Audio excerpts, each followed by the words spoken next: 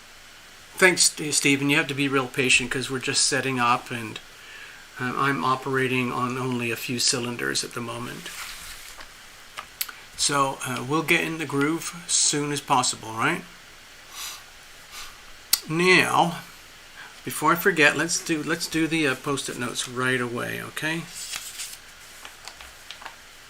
First, we have a booking. This is an online booking. It came through before the show time.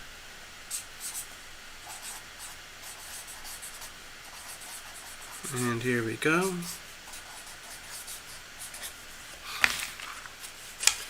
And then we have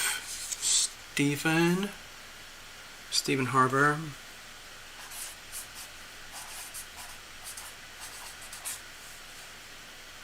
Okay. Stephen, you don't have to give me any notes yet. We're just warming up here, but we can get to that in a little bit if you want, okay? And then I've got a booking from Mr. Gregory Ross. Thank you very much, all three of you. Super duper. It's amazing. It really helps to keep it, well, it doesn't help to keep the channel going. It's what keeps the channel going.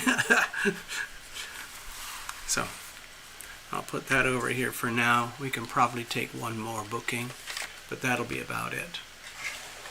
So you have to be patient, okay? So I don't never really know how the show is going to go until we go.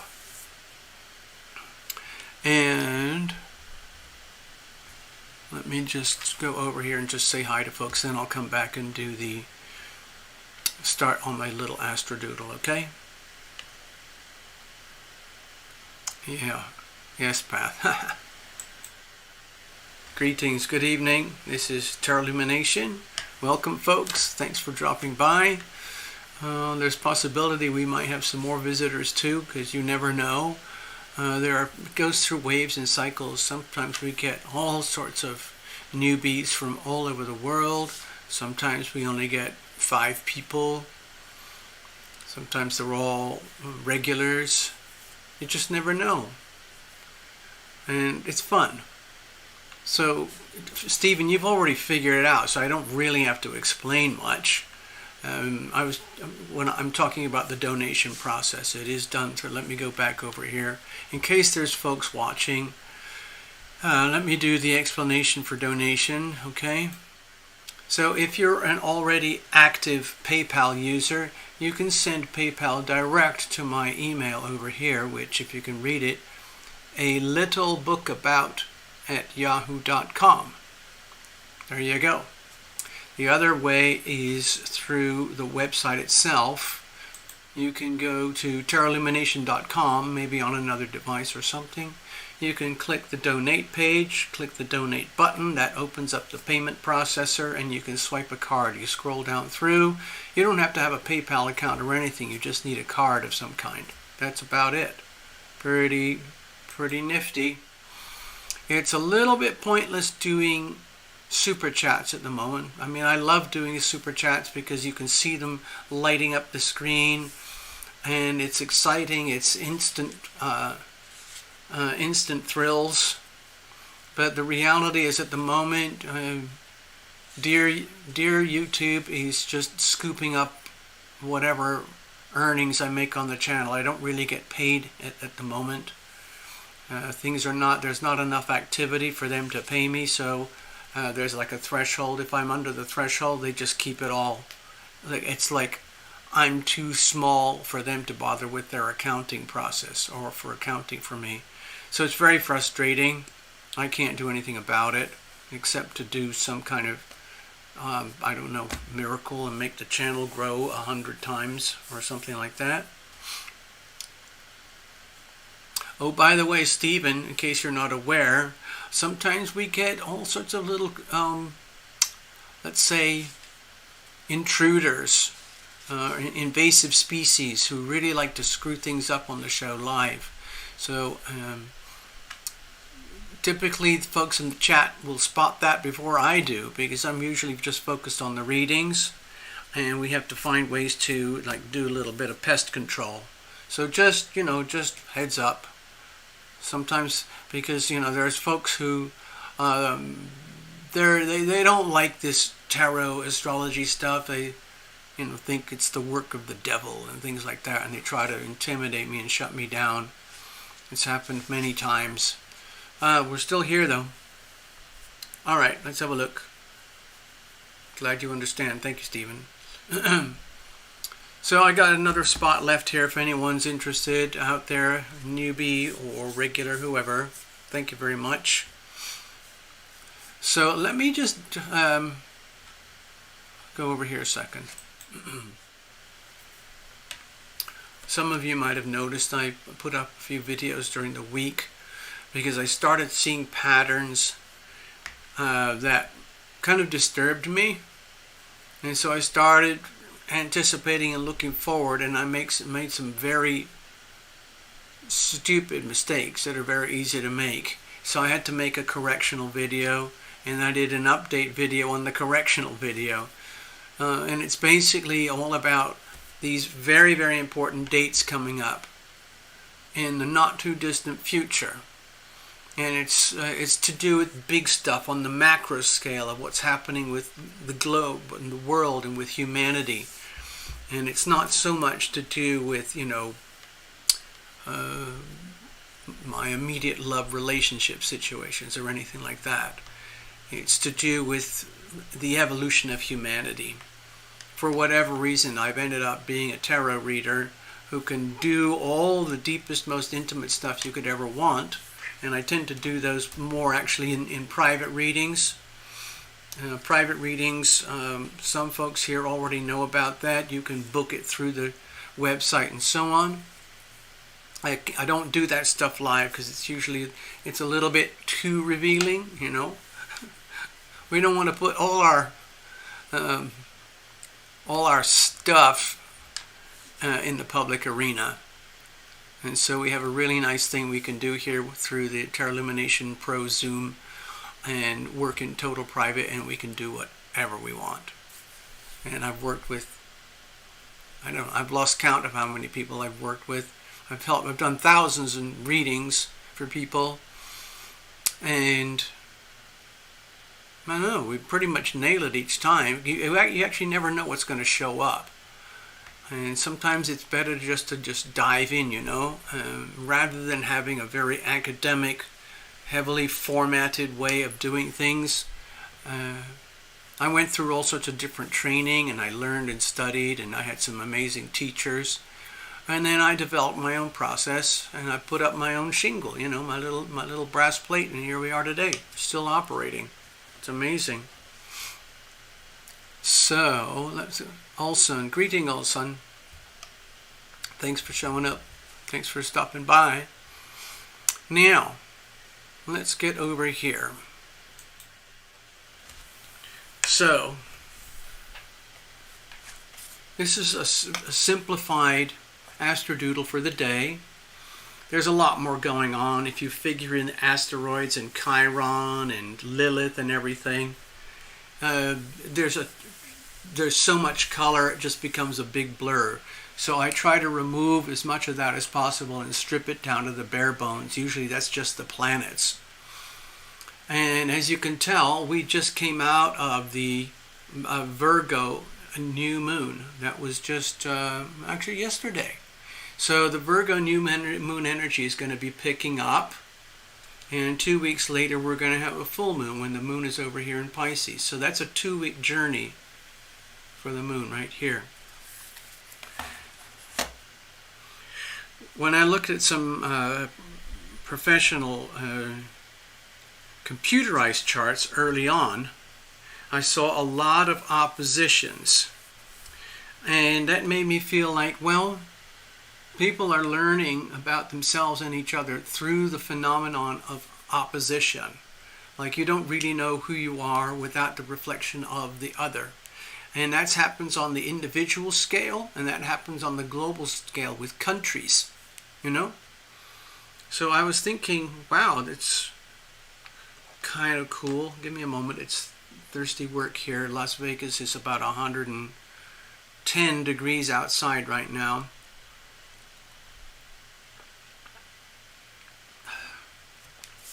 You have to be very careful here. It's very dangerous for people like me to be outside in this kind of heat. So I spend my life moving from one air-conditioned location to another air-conditioned location. So what I've noticed is that it's almost like humanity is seeing itself in a mirror because of all these. Some of you know that I've been following the big macro stories with all the World War build-ups and all these crazy folks who are the globalists who are trying to take over the planet. And in contrast, you have the individuated human being who wants to be themselves. And it's a direct contrast. For example, over here, Venus in Leo is directly opposed to Saturn in Aquarius. That's just one opposition. Now, the way I do astrology, I would like to add a little bit of this. I'm just going to do it, okay? It's like a sort of, let's say, a stretched out T-square. So this has been going, you can't really see it very well here. But can you see this is the little triangle here, here, here. This has been going on for weeks and weeks and weeks now. And it's a very stressful aspect. It's been stretching out. The pivot point here has been the North Node in Taurus and Uranus in Taurus. And a while back it was Mars in Taurus. And as predicted, things became extremely violent, extremely volatile. Violent in the currency global markets. Violent in the terms of escalating warlike behavior between all sorts of people across the world, big folks, little folks, and then extreme, bizarre, freakish manifestations in the weather and the currencies, okay? And so lo and behold, you probably noticed, I mean, simultaneously, I haven't used this in quite a long time, have I? Simultaneously, just in the last few weeks, the Yangtze River over here in China has pretty much dried up to nothing. You can see it. I do a lot of homework on China because I feel like I have to. Because, again, this is to do with the opposition between China and the United States. We learn a lot about ourselves here in America through the reflections coming back from the behavior of China. Anyway, I kept an eye on it, and China is in very, very deep trouble, okay? Economically and environmentally, sociologically, politically, and all sorts. Especially with water. You can't live without water. And the Yangtze River is one of the biggest rivers in the world, in the top 3, okay? So it's weird to see these mega cities with 20, 30 million people in them based around this river, and there's no river. So they're shutting down everything. They're shutting down Tesla factories, they're shutting down all sorts of factories and cities, everything. And you have to wonder how people are going to stay alive, because they're all dependent on electricity, on hydropower. So it's very, very weird. Like over here, they're experiencing extreme drought, okay? Over here in Pakistan, they're experiencing extreme flooding. Now, of course, that all comes from rain. Normally, the big rains come from here and move over here. But the big rains came from here and went over here. They dumped everything into Pakistan. And now there's 50 million people displaced, effectively homeless. If you saw the images, it's absolutely terrifying. Several thousand people officially dead, probably a lot more. So it's very, very weird. I love to blame everything on the planets. Or allocate events to the planets, but especially with Uranus and Taurus here is very much about what's happening on planet Earth, the physicality of Earth. You probably also noticed that there's a lot of talk about things like agriculture, mining, the weather, animals, food, farming, and commodities, and all that stuff. Really stuff of the earth. That's all represented here, okay? And it's going through these shocking upheavals that are literally, they blow your mind. I mean, obviously things like volcanoes, fires, hurricanes, tornadoes, freak weather, very nasty things going on with the destruction of commodity-based things like food, farming, animals, the killing and culling of millions of animals across the world deliberately, so that these folks up here and the elites can start to propagate their whole thing about, globalization and a one world order and all of that stuff. I'm not going to go into details, okay? There you go. So that's just some of what's going on. Also over here, we're talking about global finances. And again, with this thing going on, it's chaos. It's absolute chaos. What's his name? Jerome Powell just came out with a few notes the other day and saying things basically like it's not much good news, folks. And instantaneously, the American stock market wiped off, what was it? I can't remember how many trillion or billions or whatever it is, within seconds of him making his 8-minute, well, there wasn't even an 8-minute speech. So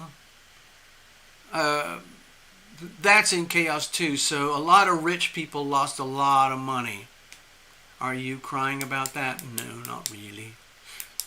There's some sweet green going on here. It's very, very comforting in the face of some of this heavy-duty red ink oppositions here. We learn a lot about ourselves in the phenomenon of reflection from the other. In fact, human relationships, one of the reasons we're so profoundly attracted to each other as human beings, like we cluster, we form relationships, one-on-one or small groups or whatever, is for mutual enhancement.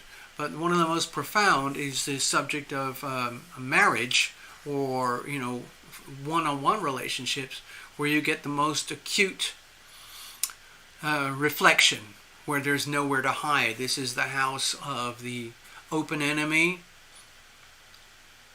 where it's like if you're like seriously dating with somebody, you pretty much get to see everything, all the good and all the bad. Over here in the 8th house, it's like, okay, now you're actually hooked up. What does that look like when it comes to your wallet and their wallet? Because it gets very serious at that point. These are the axis, the money house axis. This will all be lit up in a few months when the sun gets up here in Scorpio. Okay, so we could start planning for that now. So, anyway, I'm not going to dwell on this too much. I just want to get on with the readings because it looks like we've got a bunch of readings, okay? I can't... let's have a look. Oh, the screen is all lit up with blue names. All sun and necessary. Also, PayPal pressure. He's such a good boy. I was just going to say, chest read. Okay, so yeah. Anyway, with this Virgo new moon, my feeling is that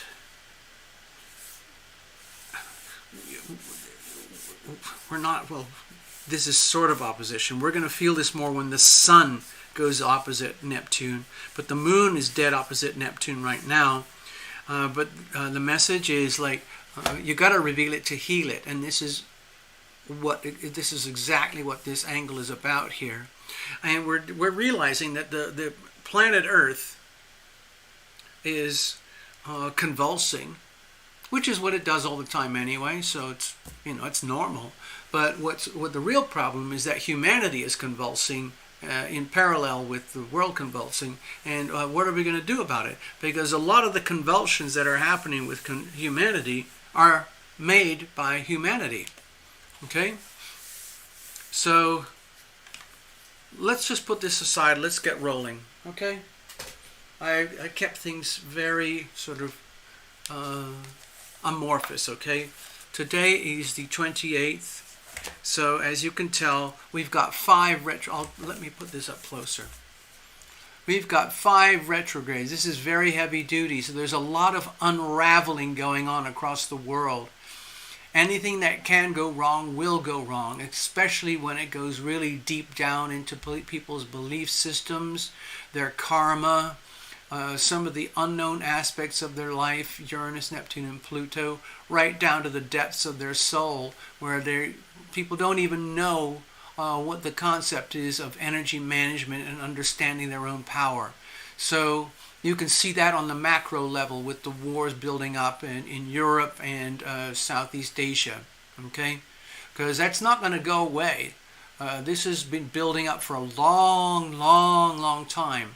And it coincides directly with Pluto in Capricorn at the critical degrees 27, 28, 29. By the way, now I'm here. Give me a second. Okay, so we're over at the 28th here. When we flip this page, we're going to go into September, and you'll notice something. Massive walls of retrograde. So there's going to be a lot of unraveling, unwinding. Anything that is not in alignment with universal love, universal law, universal truth is going to come unraveled. Okay? So in America, that's leading up to the elections, of course. So it's going to turn into kind of a really nasty slug festival in the United States, while all the politicians are going to war with each other. So we got Mercury retrograde coming up in a matter of days. So brace yourself, people, because then we're going to have Mercury retrograde plus Jupiter, Saturn, Uranus, Neptune, and Pluto. Okay, so that's heavy duty. Just letting you know. Be prepared for all sorts of unraveling and revelations. Okay? Well, let's have a look here. Cheers.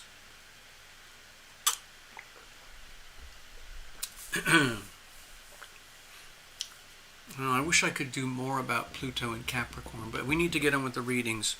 Necessary truth. I think you said there were some notes for me. Somebody. Let's have a look here. I'm gonna have to check the screen. Till here. Okay, I just saw something necessary. Give me a second. I want to scroll through. I have to go through over here. Let me move over here. I got to go through the chat a little bit.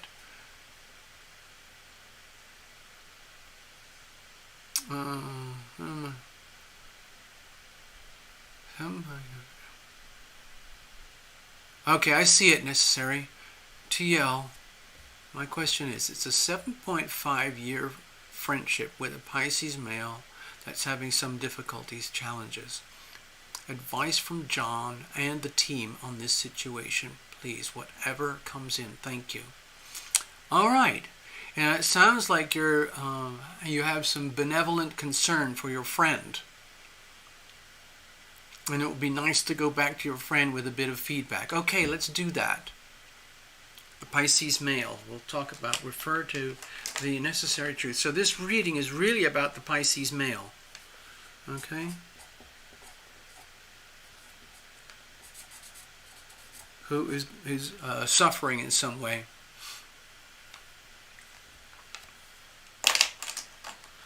Alright, so we're going to shuffle it up. I'm going to use my good old Tarot Lumination situational spread.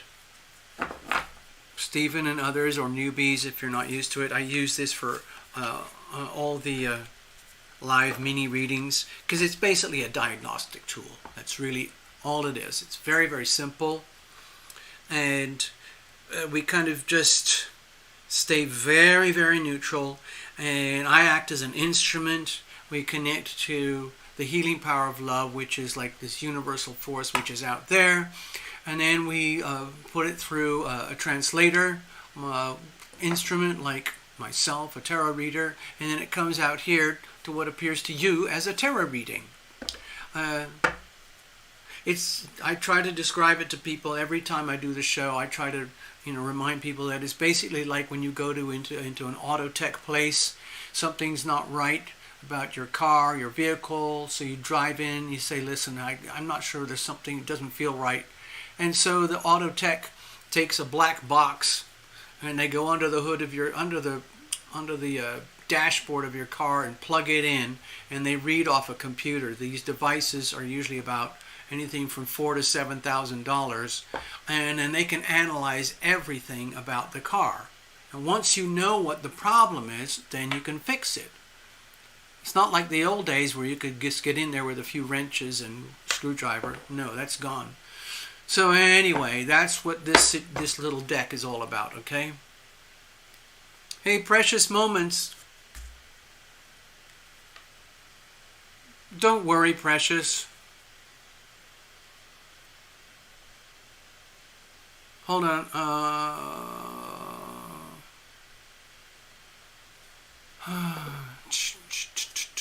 Hold on.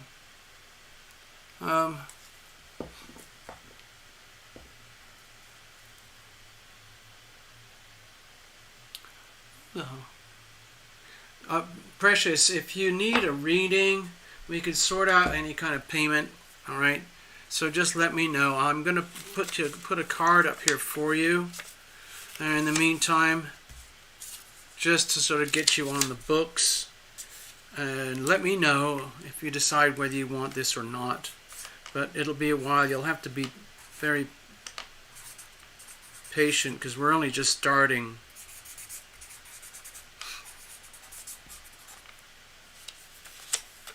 By the way, in case people aren't aware, Precious had some good news recently.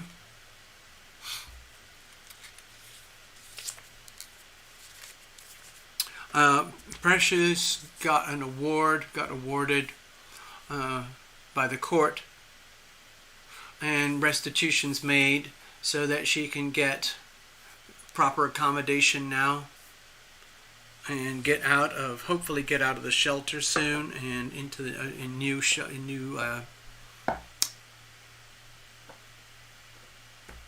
home for herself and the kids. Alright, so necessary truth. We're concerned about your Pisces male friend, okay? Let's just see what comes up. Let's bring in the whole team. Your invisible friends, your guardians and angels, Chris and John. We're doing the same thing over here, okay? Necessary. I have my own invisible friends, and we kind of work as a team. It's the best way, okay? We do what we can here, okay? Let's bless this deck, bless every single card, bless the whole channel, bless the platform, the wires, the microphones, all the softwares, the computers, the monitors, the screens, microphones, loudspeakers, cameras, all that good stuff. The fact that we can connect at all is just amazing. Calling in John in particular, of course. Sure, why not? Got it. No problem, okay? Necessary. John is already here on board, okay?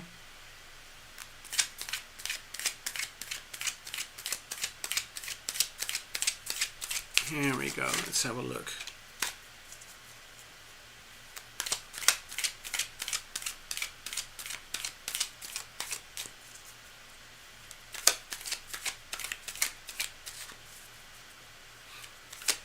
Alright, I think we're good to go here. Yes, we're good. This is fine. Okay, so what kind of messages do we have tonight for necessary regarding this Pisces fella? Seems to be in a little bit of trouble in some way, challenged in some way. It's nice when a friend reaches out on behalf. Thanks, necessary. Here's the situation. You don't even have to tell me what it is. We'll probably figure things as we go. Here's the situation. Here's the challenges. Here's how we're going to handle it. And let's have a look at external influences. Typically, I resort or, let's say, devolve to the planets, okay? So we got the King of Wands.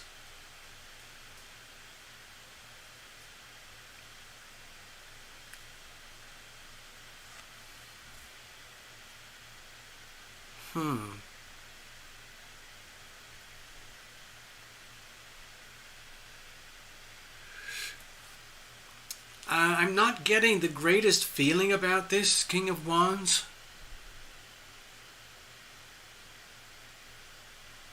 To me, it feels as though there's a desire to feel empowered, while at the same time, the ability to be empowered is somehow suppressed or limited or challenged. To me, it feels as though, I don't know what the situation is in detail. Please don't say anything, okay, necessary.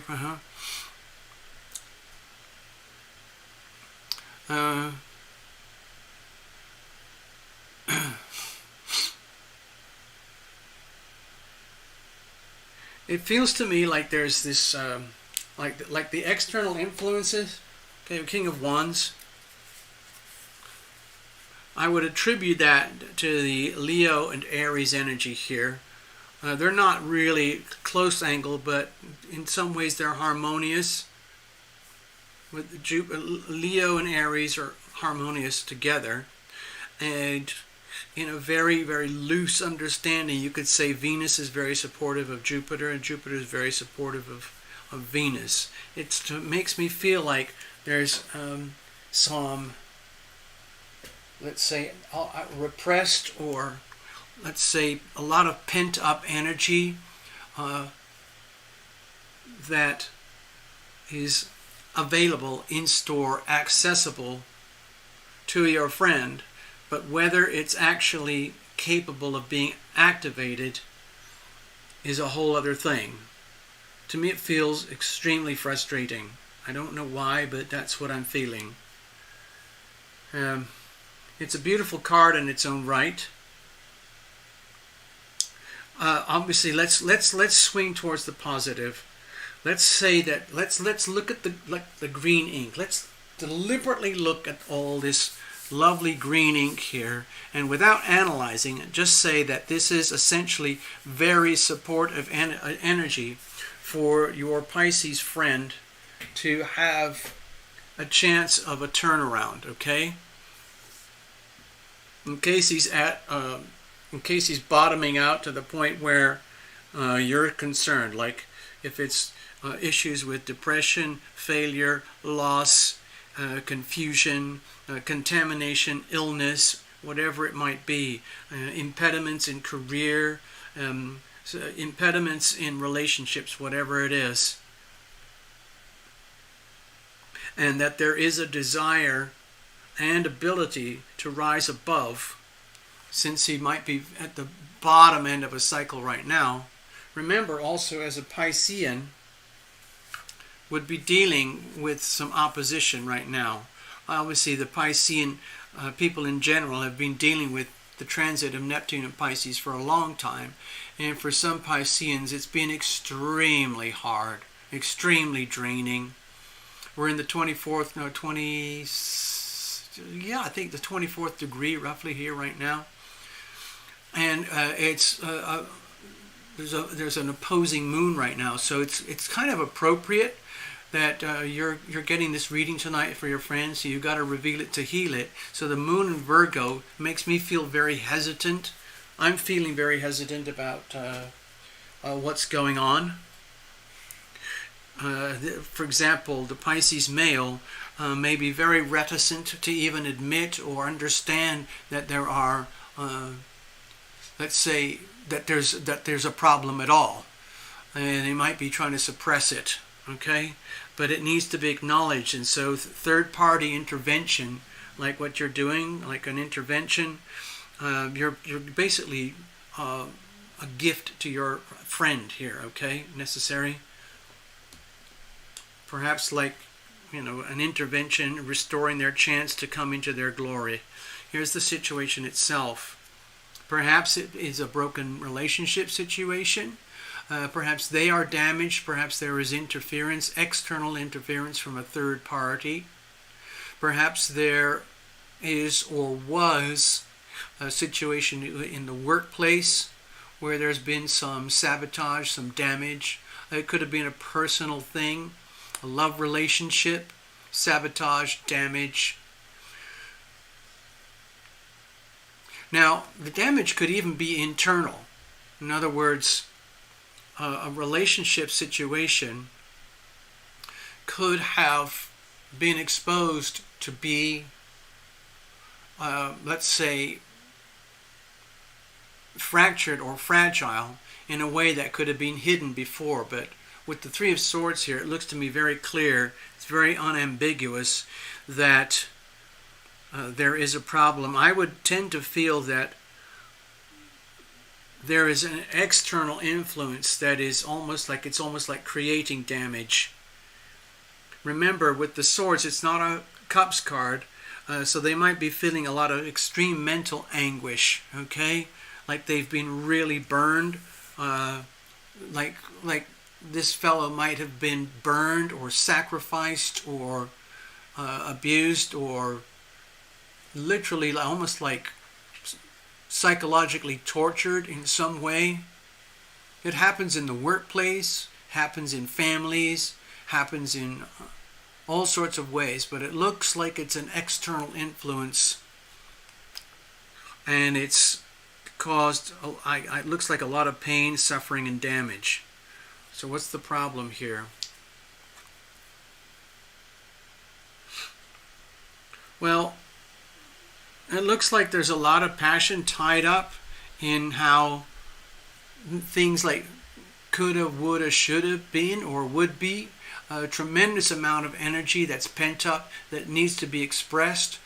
But it also might be that the expression of energy, in other words, if there's a lot of repression in terms of communications or wanting to recover or bring themselves back into full integrity, it might be very difficult to do that. You might be dealing with someone who is potentially, like, how you come across these people who have, they seem to be perfectly fine. In fact, they seem to be exceptional. Like, I don't want to take it too far, but like there are these athletes recently. They are supremely physically fit. This is the energy of being like supremely physically fit. Very, very vigorous energy that needs to be expressed like an athlete. And then you see an athlete, their career is destroyed by a health thing or a financial thing or a legal thing or like one of those needle things that they stick in your body, and then they just collapse on the ground, and whether they can get up again.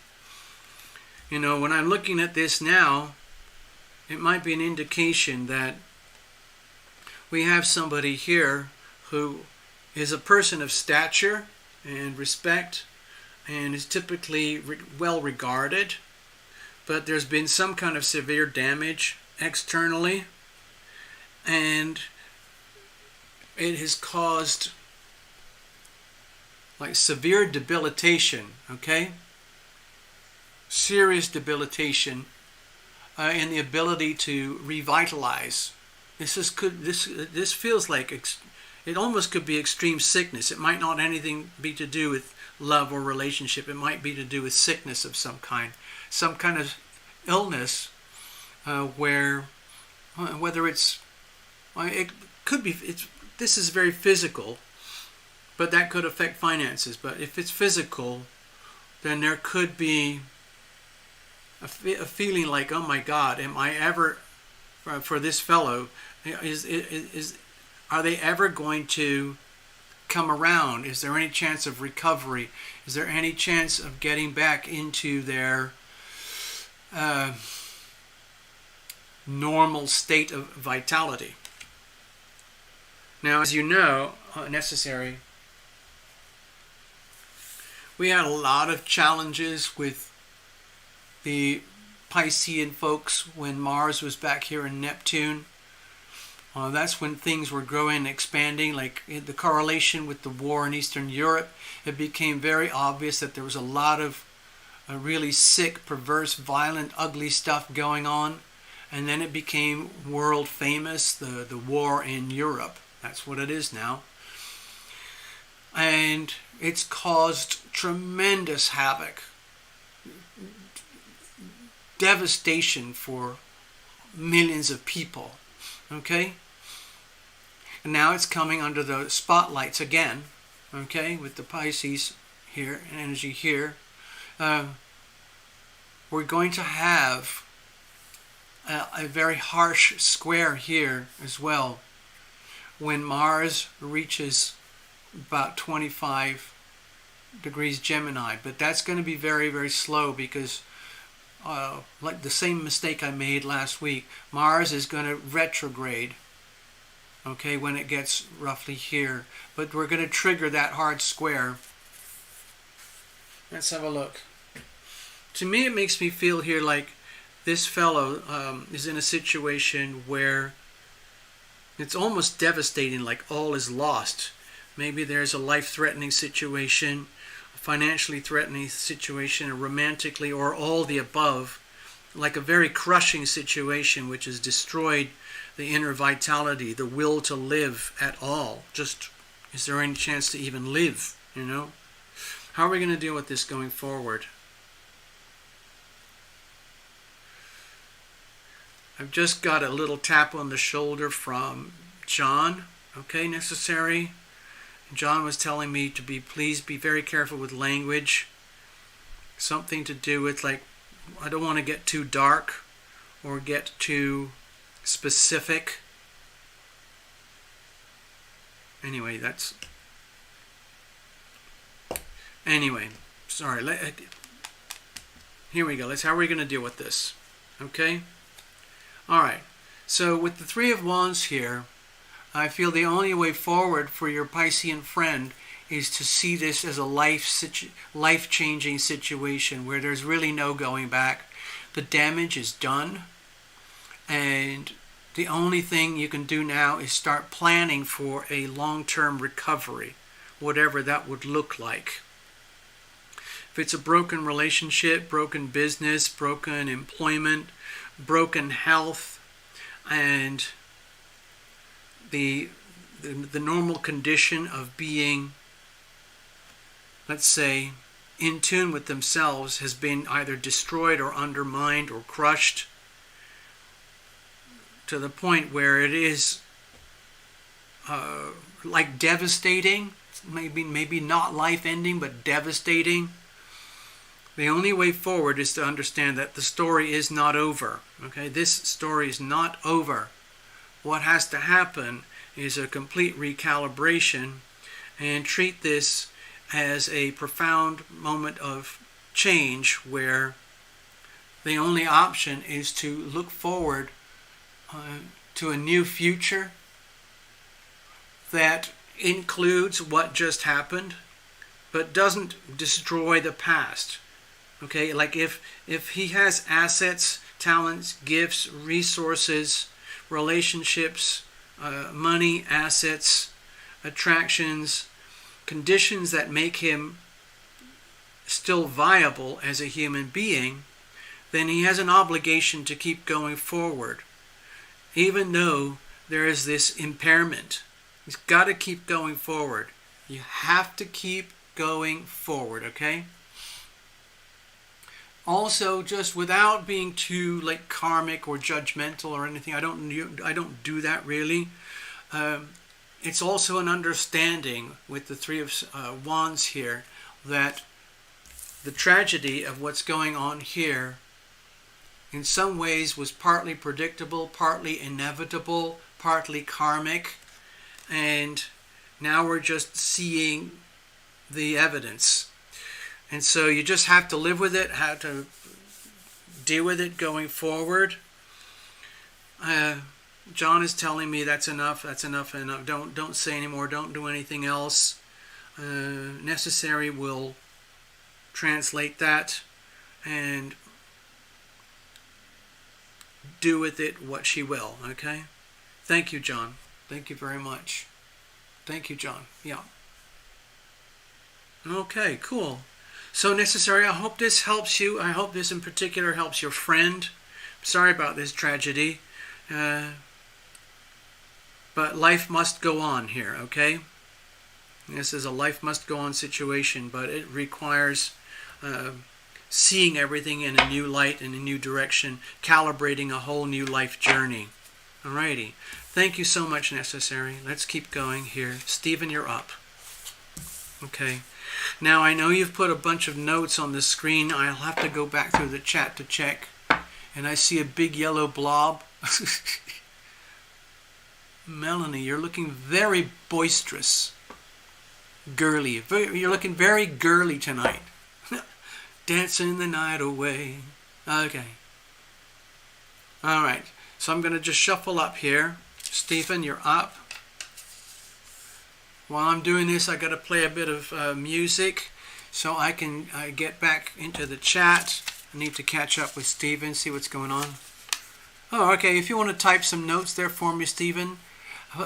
By the way, when we do these readings, Stephen, before you start typing, I'm not a fortune teller, so please don't ask anything that essentially has a yes or no demand on the answer.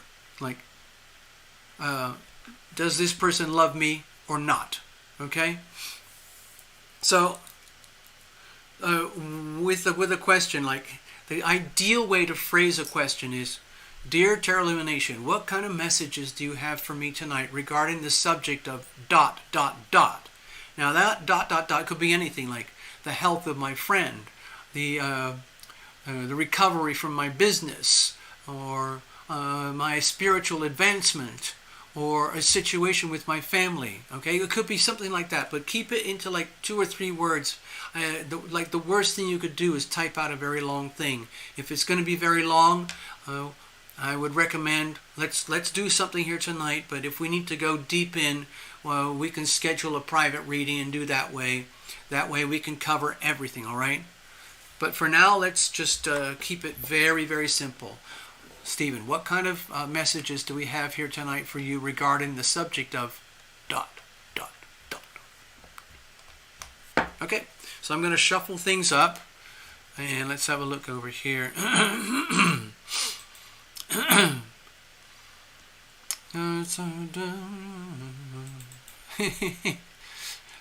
Precious Moments wanted to dance to this the other day. So.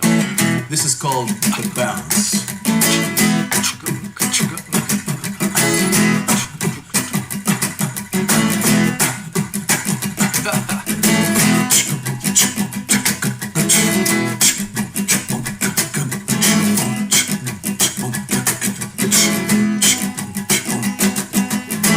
Way out in Tokyo, even in old Moscow, in some parts of Trinidad, I remember the good times I had. All along the Great Wall of China, on the decks of ocean liners, with the Incas up in the Andes, way out in Los Angeles. Let's bounce. Let's bounce. Let's bounce. Let's bounce. I smoked powwow with Geronimo. I've been downtown with nowhere to go. I made peace between the West and East, and I've met Beauty and the Beast. I swam around the great equator. I started out sooner than later. I've been out to both of the poles, and I know where you don't grow old. Let's bounce. Let's bounce. Let's bounce. Let's bounce. Let's bounce.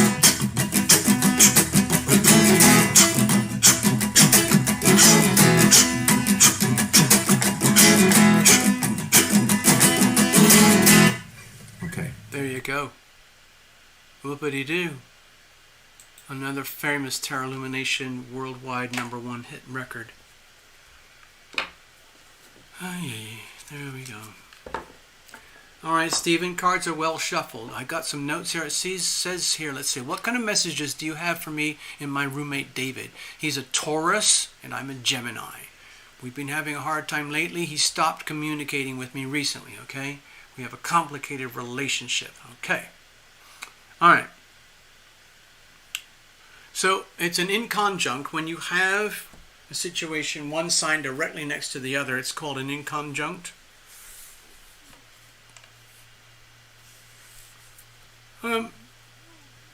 Let's see how we go, okay, Melanie, because I'm kind of pretty loaded up here. I don't know if I can make it all, okay? But I'll do my best, okay, Melanie, if you're very patient, okay? And if you want to bust it out till next week, we can do that too. Yeah, you've got your, yes, you do. You've got your own magic post-it note right here. Thank you, Melanie. If you are patient and you want to bump it to next week, I will hold that for you. Let me see how I feel after I do these 3 readings, okay? Because these days my readings take quite a while. I don't zap through them like in 3 minutes, 4 minutes like the old days. Now, so, Stephen, just on this chart here, it looks like you said you're, hold on, the chat's going really quickly for me. He's a Taurus, you're a Gemini. Okay, all right. So Gemini Sun, Taurus Sun. There's signs that are right direct next to each other. Usually, when you get an inconjunct situation like that, there's a lot of difference between one sign to the next sign. On the other hand, when you go to skip a sign, like say Taurus to Cancer, that would be a sextile. The sextile angles tend to be quite harmonious and opportunist, full of opportunity and fun. And then you can move to the square over here, which is typically conflicted. So the Taurus Leo energy would be conflicted. And then over here, comparable energies of Taurus and Virgo, that would be very harmonious, okay? So we'll see. Not everything is contained in your sun sign, okay, Stephen? There could be a ton of other stuff going on that we don't know about. Now, if you're feeling absolutely loaded and rich like a multimillionaire, Stephen, you can book a private reading. I do small ones and large ones, and I can do a multi-layered reading. Especially I use my relationship spread, and it'll dissect everything to a much deeper level. And then it gives you, basically what we're doing here, Stephen, is helping you to, let's say, manage your energy better. Doesn't mean you have to tell the roommate what to do or what not to do or how to do it. It's more about understanding the situation, so how you can navigate through the difficulties. He said he's heading towards a dark place, okay? Heading in that way.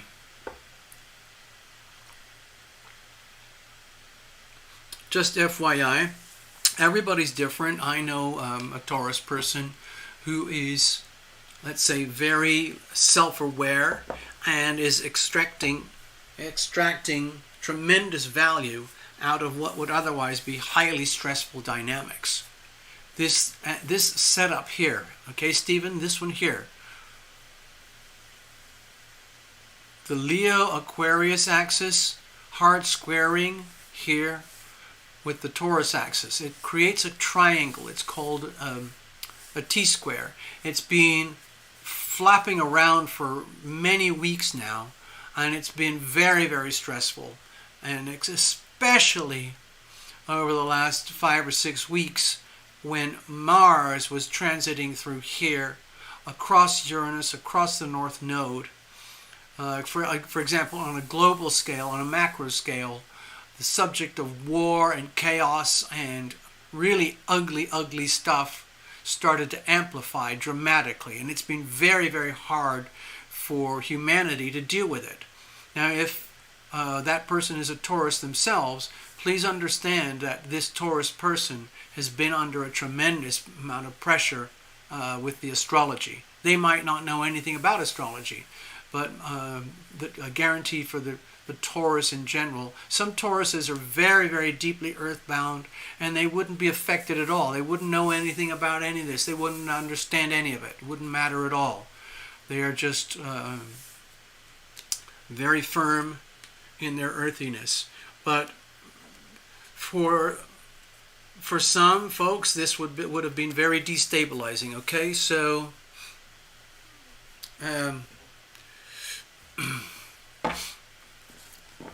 so just that's just advance notice. Also, Stephen, for yourself, now that we're looking at it,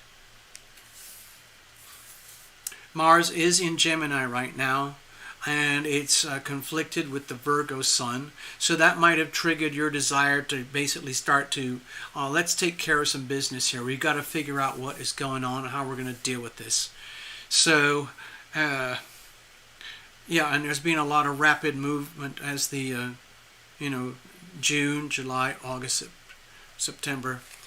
Maybe you might have noticed things over the last three to 4 months or so where your roommate started to show these symptoms. Okay. Stephen, is a roommate a platonic relationship or deeper than that? Well, you're in the right place to find out, because if they're roommates, then if you and this fellow are roommates, then you're in close enough company. Okay, so it's like, I don't know what the energy of opportunity here. Like, you see all this green stuff? There's a lot of energy of opportunity here. So tonight we could be discovering and examining the energy of opportunity. All right, let's have a look. Cards are well shuffled, but I need to go again, if you don't mind. Just give me a second here, okay? Give me a second, okay, Stephen? Hold on.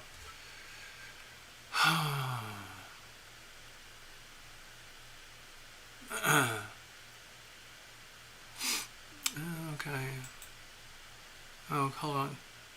Sorry for the So I'm just seeing the note there from Melanie. So thank you for Melanie. I might take advantage of that. We'll see how things go. Somebody put in some super. Oh, that was Melanie, right? Okay. Let's have a look here. All right. So Stephen, it basically sounds like it's just we want to get some clarity. Okay. Let's just get some clarity here. All right.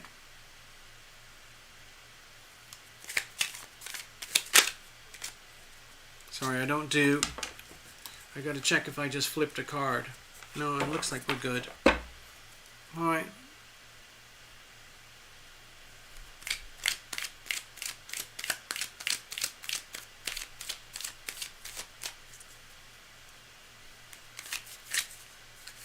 All right.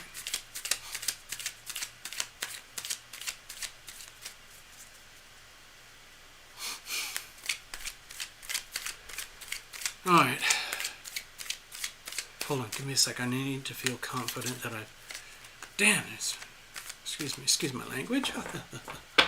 I don't do reversals or anything like that. I'm not doing oracles or anything. I'm just doing very, very, very the simplest diagnostics possible, okay? Upright cards in respect of the artist, Pamela Coleman Smith, who crafted the core designs for the Rider-Waite deck, which is now considered the gold standard for tarot decks across the world. Of course, there's lots of tarot decks now, but anyway, I still work with the most basic, okay? All right, here's the situation. Here's the challenges. Here's how we're going to handle it. Okay, now let's have a look at external influences. Okay. So we've got the Three of Cups here. Deeper than that, but it switches around. He's Stephen, is he a roommate, a platonic relationship, or deeper than that? So far, mostly platonic. He says it's platonic, but he gets jealous a lot. Okay, well, with the Three of Cups here, there might be a tendency, like if you're roommates and you like to enjoy life and you're not fully committed to people or each other in certain ways, and it's officially designated as a roommate relationship, but through observation and, through attraction, people are brought together for all sorts of reasons. I've had to live in roommate situations for many years of my life, and it's amazing the things that you discover that about other people and about yourself, learning so much about yourself. So if you are in a position, Stephen, where you're confident and strong enough to be able to conduct your life in such a way where you maintain your integrity, you give yourself rights and permissions to enjoy your life, make the best of your life, where you're not trying to lock yourself into anyone or anything. You're aware of the, let's say, the dynamics and the magnetic effects that happen in relationship, where certain people are drawn to each other and certain people are repelled. And in a roommate situation where it's you and him, it sounds like why wouldn't you be able to hang out with other people? Why wouldn't he be able to hang out with other people? And yet there's this indication of jealousy, okay? And so with the Three of Cups, if there's a natural tendency, if there's a natural, let's say the default setting is to be happy, and you like the general situation, you like to be happy, he likes to be happy. Now remember, this is your reading about you in the context of this other fellow. It looks to me like you, by default, you give yourself permission to enjoy life and community with other people. And that's fine. Let's have a look. Now, what's the situation itself? Oh, interesting. Okay. So we've got it with the Temperance card here. My feeling is that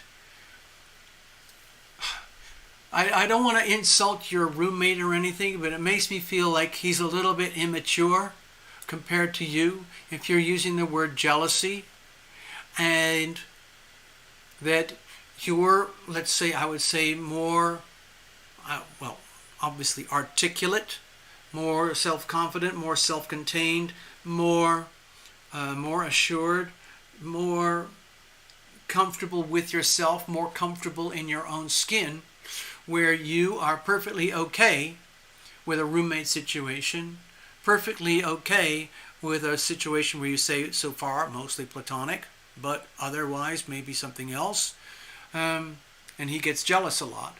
So what it feels to me like is that there's an issue of maturity and immaturity here, where on the spiritual plane, in terms of evolutionary growth and so on, because it looks to me like you're perfectly comfortable in your own skin, but there's someone, in very close proximity, essentially a roommate, who gets jealous. And my feeling is that with the Temperance card, you've effectively attracted someone into your life who needs help, who needs healing, who has a degree of, well, you've already nailed it, immaturity, and he needs healing, and he's looking, it's almost like, oh gosh, Stephen, let me do this another way. Hold on. I got to do some acting. Hold on. You know how I don't want to insult your roommate, but it makes me feel like he's probably a perfectly sweet person, but he's more like a puppy dog. Like if he's in love with you and he can't understand that you have a life, you're fully integrated, you have a way of living and being, and he has a way of living and being, and yet there might be this kind of love attraction and so on, and he can't understand it. It would be, the only way I can describe it is like having like a large puppy dog who is essentially feels mated to you. And they cannot comprehend the idea that you might also have other attachments or other activities or other, like over here there's 3 cats. I love all 3 of them. But if one of them sees the other, if I see that, anyway, little Bubba, if he sees me with one of the other cats, he gets a little bit jealous. There's no need to be, because I love Bubba, I love Bonnie, and I love Boo Boo. But how they interpret it. But it's more than that. Like, God, I feel like I'm embarrassing myself and the channel and everybody here. But it really feels to me like he's got a little bit of a temperament of a temperament of like a puppy dog, where he cannot comprehend that you might want to have, or you might enjoy a full life in your full integrity. I'm not saying that you are a superior being and he is over here, but it feels to me very much like, oh God, forgive me for saying this, but like he's a stray dog, like a stray puppy dog. And like if you go over there, he's going to go over there. If you go over there, he's going to go over there. If you going out doing something with somebody else or a bunch of other people, he's going to go, huh? What? They can't comprehend it. Okay? So, let's go back to the reading itself, okay?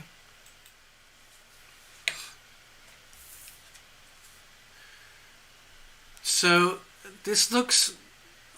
my heart goes out to you a bit here, Stephen, because it feels to me that this fellow kind of needs you for healing in himself, for understanding.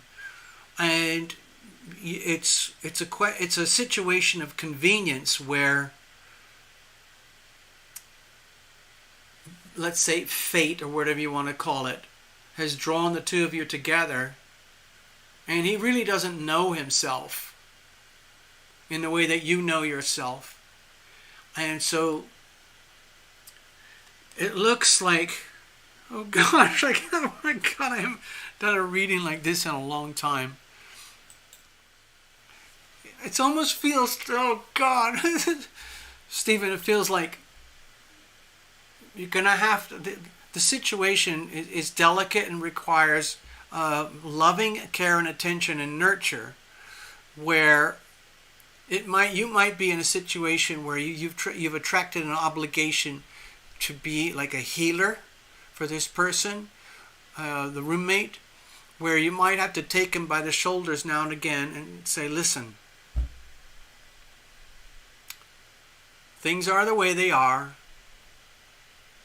They can't be any other way, okay? Everything is exactly as it should be. How is that so? Why is that so? It's because it can't be any other way. This is how we are. This is how I am. This is how you are. I don't want to insult you, but to me, you're like a big puppy dog. Perhaps I could say I love you very much. Perhaps you could say you love me very much. Perhaps we're a good match for each other, and you can't comprehend the idea that I'm out there doing other things in life. But that doesn't mean that,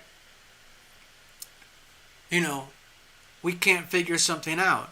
If you are, then you have to start getting away from the puppy dog thing and get it back to being human. Like, if the other person, Stephen, if the other person is starting to like abuse themselves or self-harm, or if they're starting to like come unglued because they cannot understand the dynamics of what's happening, then you're in a situation where it's almost like you end up having to be like a doctor and a friend and a roommate all at once. and that's kind of circumstantial. It's an opportunity. It's an opportunity for you to be loving. Be loving and be loved. Now, does that mean it turns into a full-on romance or whatever? You're going to have to explain these things to him. Okay? Let's go back over here. Now, what's deeper down? So, see, we already talked it. He's starting self-harming behavior. When that kind of happens, they're trying to resolve something that they don't know how to resolve inside themselves. Hello, Diana. I see you there. So they take it on themselves. You know how a dog will start scratching itself until it bleeds. It'll start pulling out hair.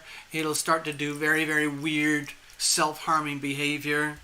And it doesn't know how to handle it. I'm just going to share something with you in a minute.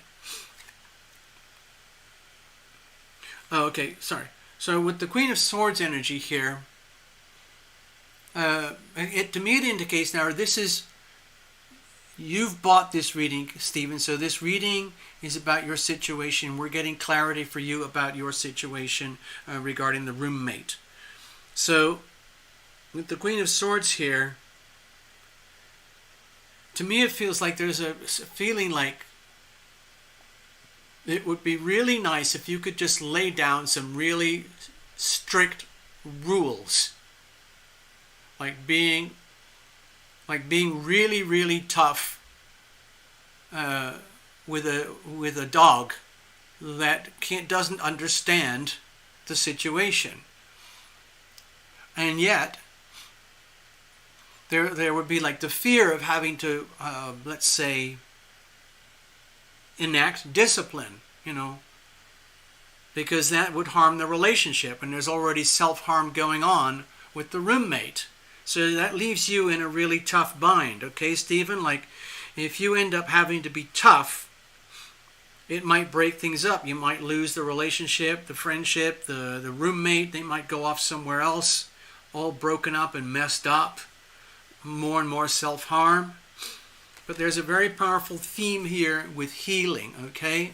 And that feels like almost like a sense of obligation, where because you've attracted him to you, and he's attracted you to him, possibly for the experience of personal self-growth, for your own personal growth, for their own personal growth. And so with the Queen of Swords here, like, it's a double-edged sword. Like, oh my God, if I just say, you know what, screw you, you're a stupid roommate, you're just a dumb, like a dumb puppy dog. You just need to go, grow up, get a life. That could be very damaging, as you know that, and then you live with the guilt of all of that. And yet, at the same time, there's part of you which would be thinking, God, I should just throw the guy out. Let's just bust this whole thing up, and then I can live my life, Damn. All right, so how are we going to deal with this going forward?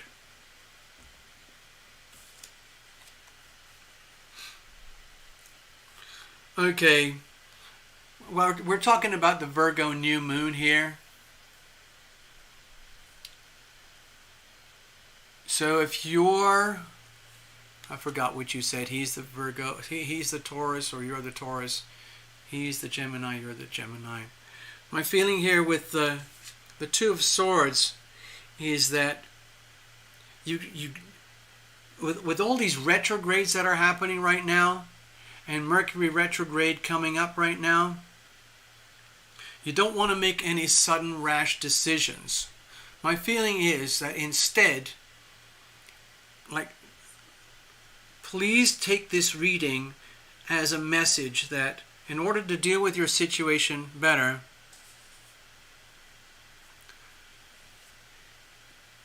it's going to require you to meditate on the situation even more. Like, I just see some notes here. Hold on, Stephen Harper. Yes, personal growth is what we agreed on when we first moved in together, but it's been hard. So, okay, yeah. You're going to have to, I don't want to, I'm trying to use the right word here, prayer. I would like to say the way, a good way forward would be to seek further advice on your own. Okay, first of all, on your own, by going into a meditative state and asking for the healing power of love to come to you, to send you messages, direct messages to your intuition, like through your own natural antenna, to give you some clues as to what to do and how to do it in order to move through the situation. There's a strong emphasis on healing, and so any sudden rational decisions to say, you know what, get out, you need to go, that's probably not going to help at the moment. Probably won't help you, probably won't help him. So going forward,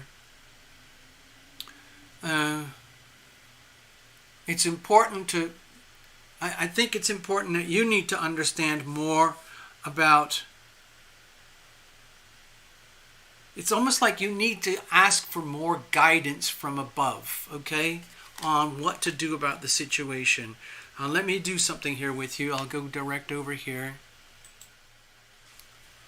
Pretend I'm Stephen now, okay? Hello, I'm Stephen.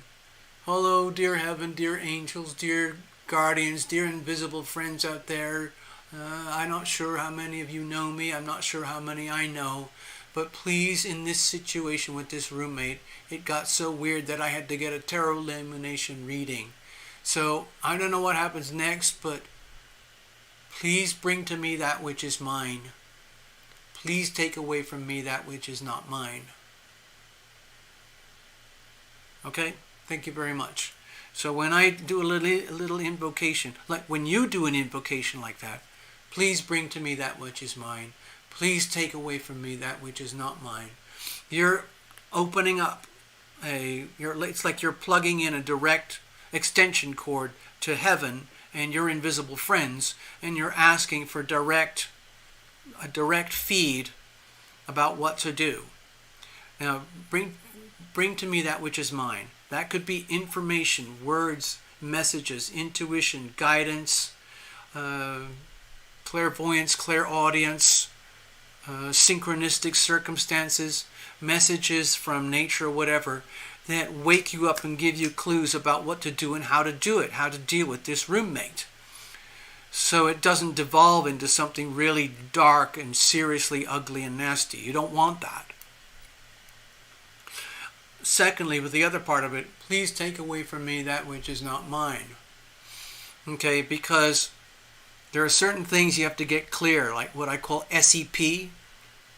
If I can do it with my fingers. Someone else's problems. SEP. You're going to have to discern what is an SEP or what is not an SEP. Like there's going to be parts of your roommate which might be inaccessible, like damage from childhood or something like that, which has nothing to do with you. Oh my gosh, I'm not going to be able to cope with all these readings tonight. Lesieli, hello Lesieli over there in California. How's my love life going with a Virgo friend? Anything new coming?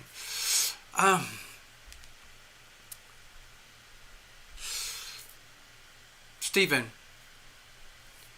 to me it feels like you're going to have to do some invocations. You're going to have to invoke the healing power of love. Ask for more guidance, specific information, guidance, knowledge, words, language. Like, what am I going to say to this guy?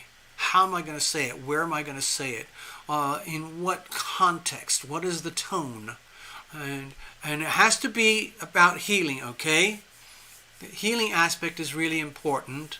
You don't want to harm him. You don't want to be harmed. You don't want him to go deeper into self-harm, okay? The healing aspect is really important.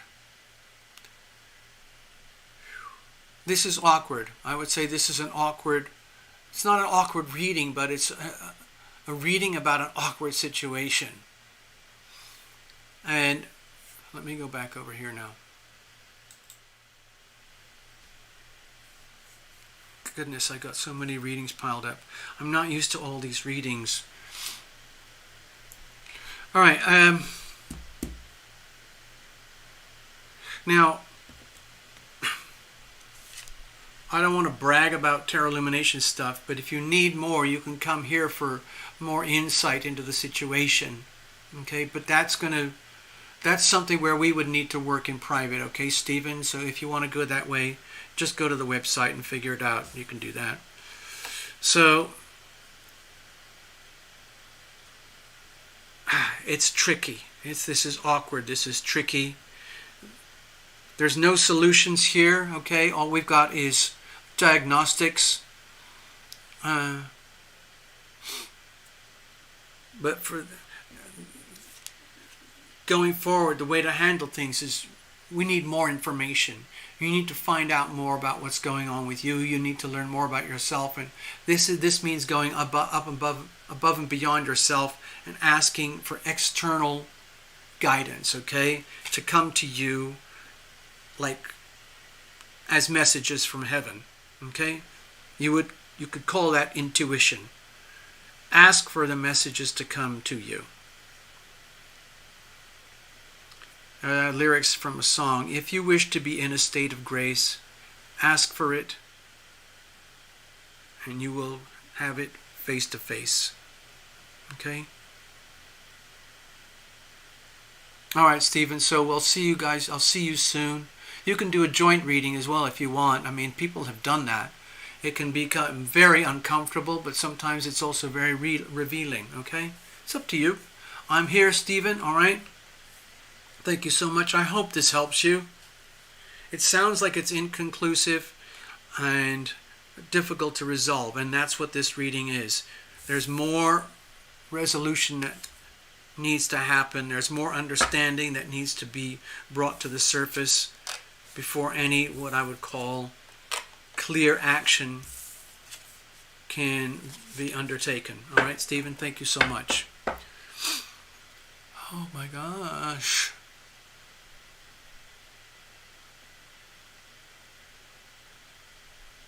Yeah, that's awkward. That's awkward, Stephen. So it's better to know all this in advance. Forewarned is forearmed. Gregory Ross, you're up.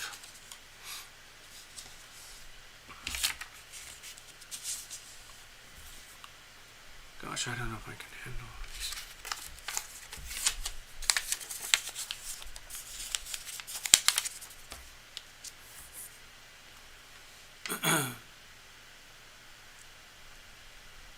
Okay, hold on. I'm just scrolling through here.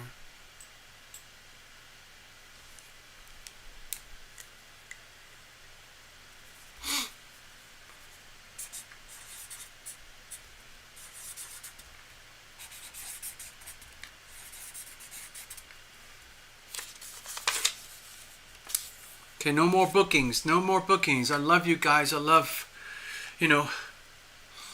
having lots of readings and stuff, but I'm a little bit, let's say, less than. Anyway, we'll do what we can. I'll do if we can, folks. I'm going to do everything I can, okay?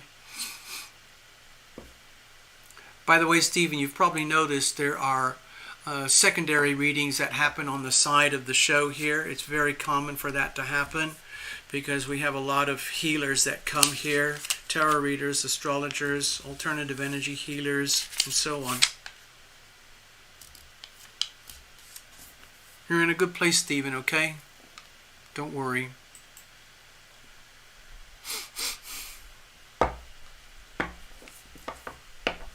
All right, Gregory.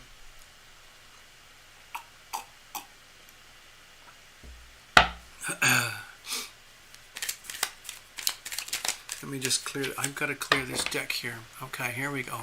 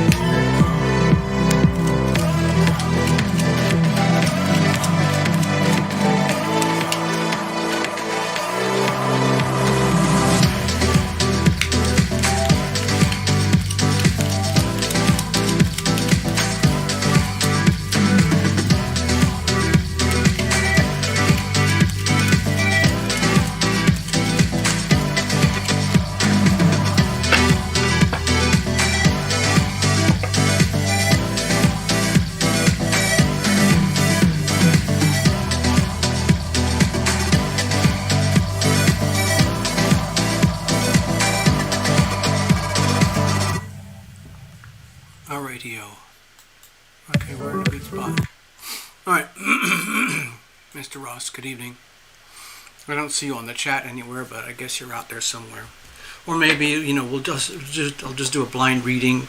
We've worked a lot together before, so we'll just kind of go do something continuous. I know you've been involved in court cases and things like that. And if you show up in the chat, cool. Otherwise, we'll just do a blind reading for you, see what kind of messages come up for you. What kind of messages do we have here tonight for Mr. Ross? Thank you very much for your kind donation. Cards are well shuffled.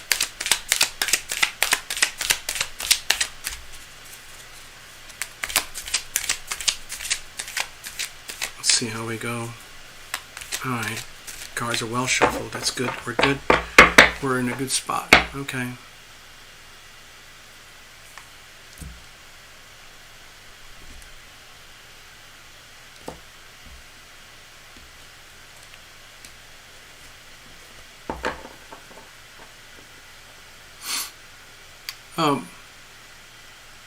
Hey Stephen, by the way, just so you know, I'm happy to work with you, but down the road, it might be very, very illuminating for you to get a secondary reading from Love Triber. She does a completely different service. It's a completely, let's say, based on immutables. Whereas I work with the astrology and the tarot together, and you can get very specific things. It's just like with the Two of Swords, you can't have enough knowledge or information about the situation. You'd be as much as you can get. It's really for your own edification as well, not just for the roommate, okay? All right. Isn't it amazing? By the way, about these cards, these are derived from the traditional original Pamela Coleman Smith deck, which is probably the standard for tarot. And I read something today. Something came to me about Pamela Coleman Smith. It was a very, very strange thing. It came through on my phone. I love my little phone. It sends me all sorts of stuff, predictive programming and predictive algorithms and everything. And I'm really pleased about it most of the time. Anyway, it gave a bit of background about Pamela Coleman Smith. And she was around in the early 1800s, late 1800s, mid 1800s, and she died in 1951. And I think she was mostly over in Europe. Anyway, she was commissioned to do the work by Ryder and Waite. There was Mr. Ryder and Mr. Waite, and they had compiled this new tarot thesis. And they had the whole stuff written out, and they wanted the cards to go with it. And so they hired her, because they loved her work. She was already a practicing artist. At that time, it would have been, sort of before the Art Deco movement. And she did beautiful work besides the tarot cards. And she did the cards, and she had a very kind of eclectic, artistic life. And then one day, she just decided, I give up on art. That's it, I'm done, out of here. She got very little recognition, very little reward for her work on the cards. Almost no money, no fame, nothing. The people, Ryder and Waite, just took the art, took the pictures, created the decks, and propagated the tarot cards across the world as the Ryder-Waite deck. And that was it. And when I read all these notes and I looked at her really closely,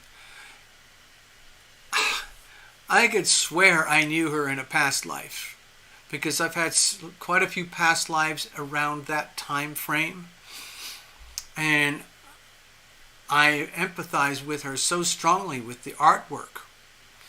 And One of the reasons I like all of this is all her work. All of this is her work. This is her work. And it's just beautiful. It's just beautiful. And she didn't really complain or anything for being unacknowledged or unrewarded. She kind of went, oh, well. But she just moved on and started doing other little things until she disappeared in poverty and obscurity. And that was the end of it. It's kind of sad, really. She must have been lovely in her own weird, quirky way to make art like that. Can you imagine? I mean, she was working from notes, okay?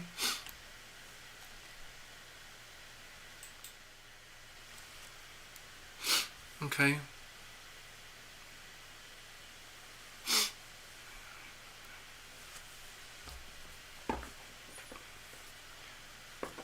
Yeah, I could do that, Melanie. Maybe that's an idea. I'm not sure. Whew. All right, Gregory, let me just do one last little mini shuffle here.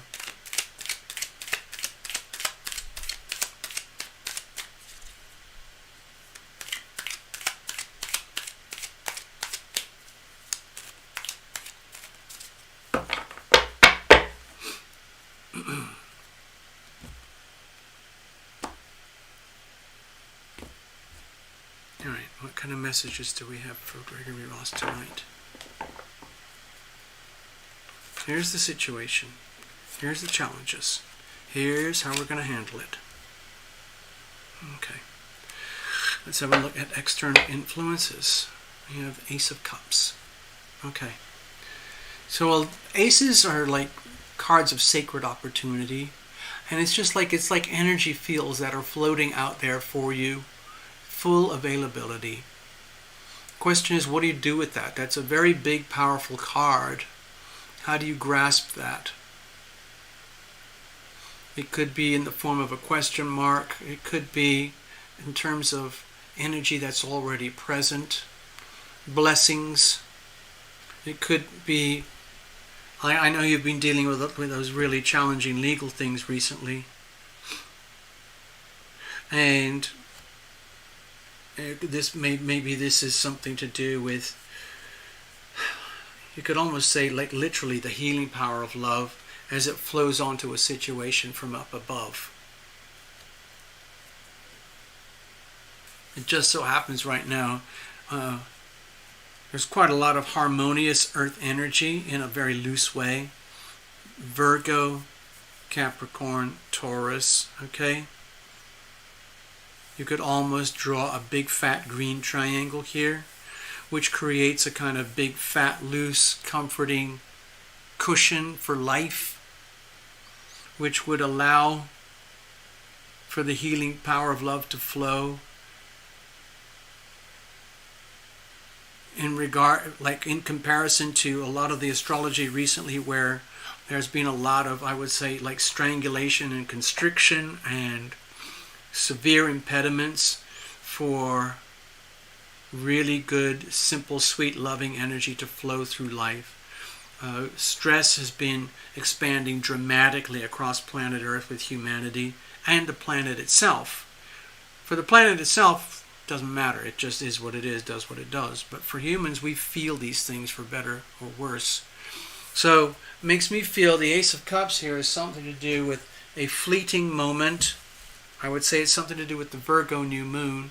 A fleeting moment where I would say, I mean, this is going to sound like I'm stretching the tarot a little bit, but with a triangle like that,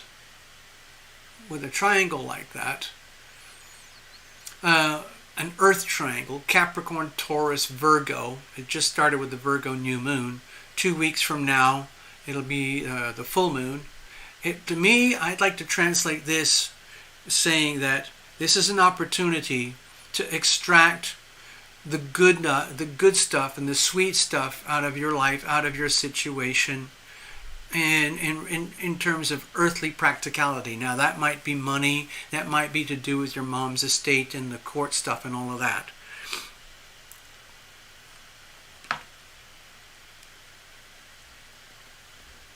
like an opportunity for things to turn around, an opportunity for things to go well according to divine intervention, according to the will of God.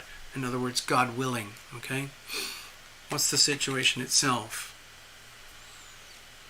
Okay, it looks like with the Nine of Wands here, it's been, I would say, a labor of love. It's been dragging on,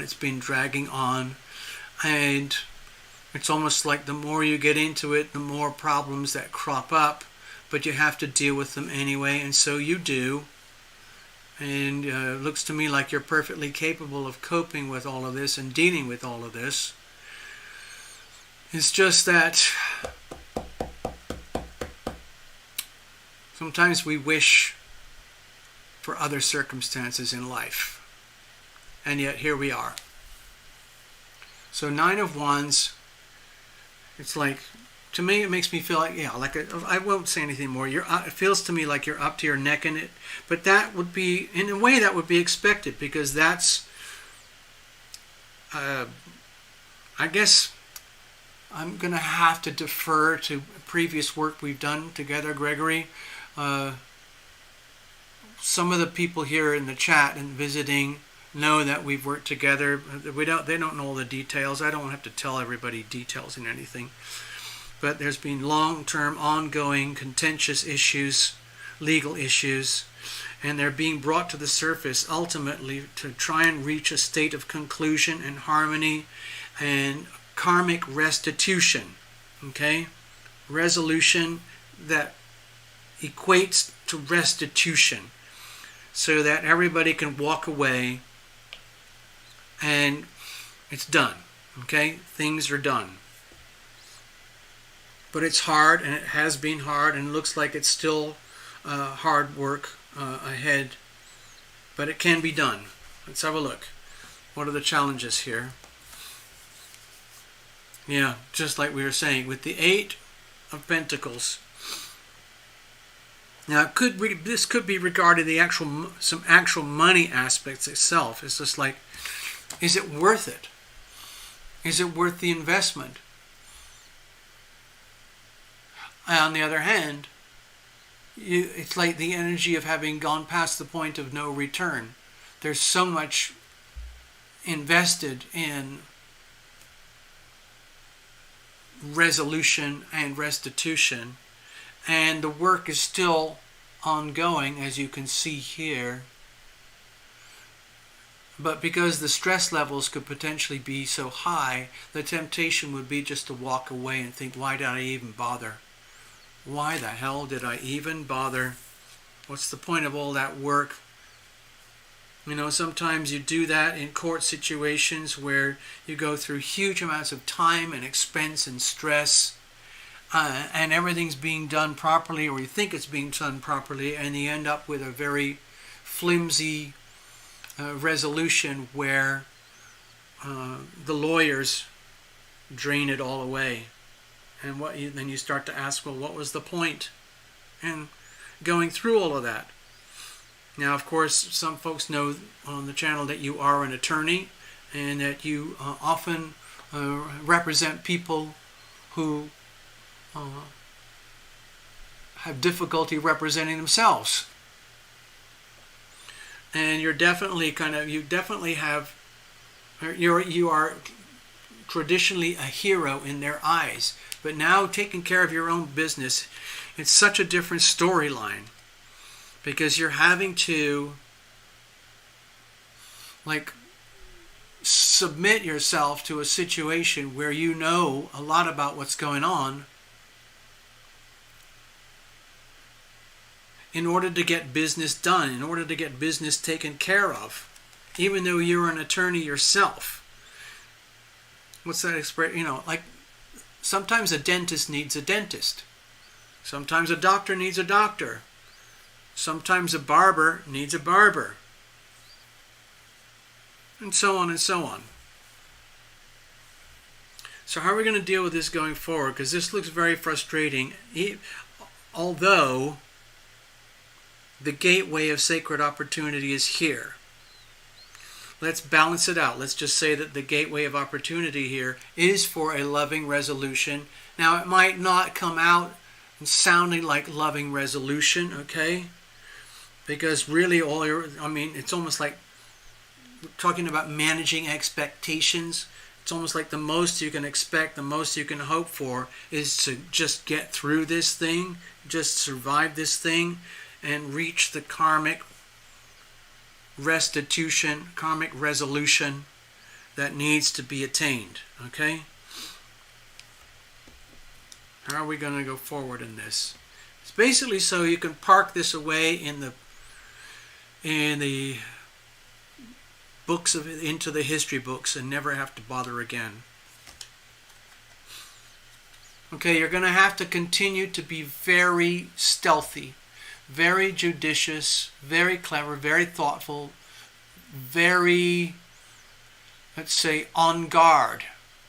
You have to be very vigilant and make sure every step of the way that there's no hanky-panky going on. There's nobody trying to take a shortcut or trying to undermine you specifically.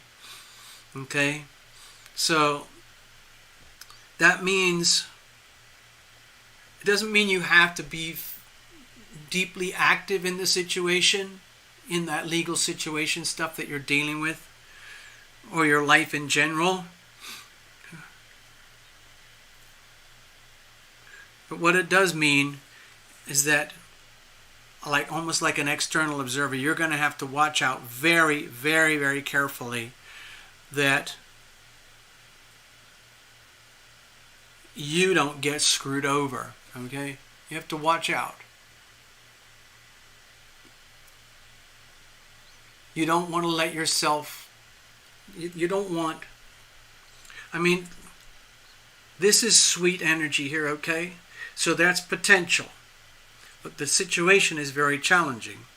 So in order to, let's say, enjoy the opportunity, it means having to stay very diligent, very close, like watch over things very, very carefully, just to make sure there's no backhand deals, backhand, what's the expression? Backroom dealings going on. Very important. So it might mean having to be very stealthy yourself to cut off any misbehavior from all the other parties involved in your situation. Because, with so many people involved in the situation and everybody wanting their bits and pieces, there could easily be a temptation for certain people to try and take shortcuts and screw other people over. What's that expression? I just heard that the other day. I thought it was really cool. I'm not sure if it applies to this situation, but I thought it was a cool expression. The enemy of my enemy is my friend. Anyway, you got to stay vigilant. It's the only way forward. You're going to have to sit right on top of this thing. It's almost like, I almost felt like watching extremely carefully. You know how people do? I don't know why I felt the smoking thing, but it's like, when people are concentrating very, very hard, they have something that they fall back on, like a little, how I like to have my drinks. I don't drink anymore. I had to stop. So, you do these little things where you have to stay very, very close. Sometimes it's a lot of pressure, and so you resort to, a cigarette or a smoke or a drink or a beverage, something like that, to keep you alert. All right. Anyway, you got to stay very alert, very careful. Stay very sharp. If anything like suspicious seems to be happening, you got to call it out immediately. Just, hey, wait a minute, what about, you got to jump on it immediately, okay? I hope this reading helped, Gregory. Thank you so much.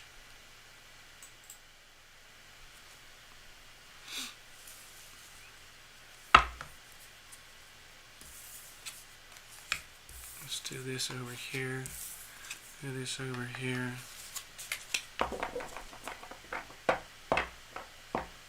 Take a break, come back. Oh gosh. Oh. Gosh, I am going to have to take a tiny break, if you'll forgive me, folks. Give me a second here. Let's have a look. I got to shuffle up, okay? Let me see if I can do this. How many?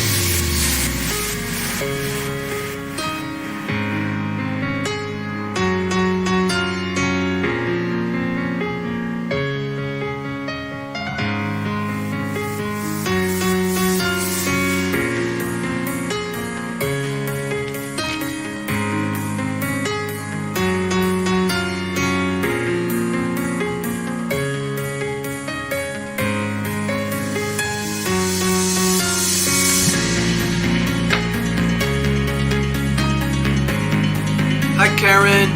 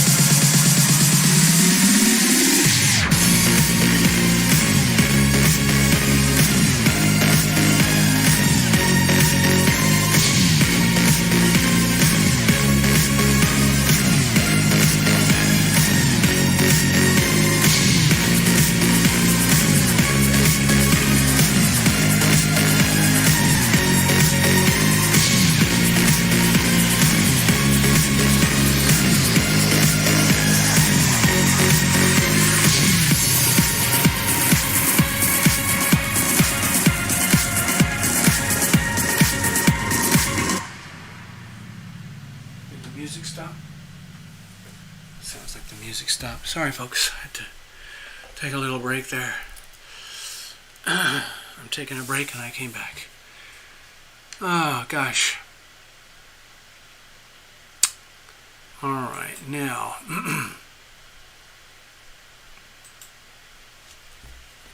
Precious. Cheers.